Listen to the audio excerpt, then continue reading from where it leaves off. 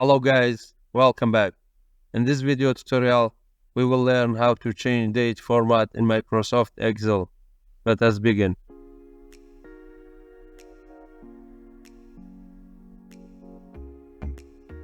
In the world, there are various date formats. For example, European date format different from the USA.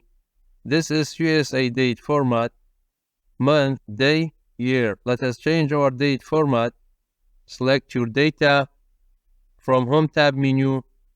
In the number section, click here.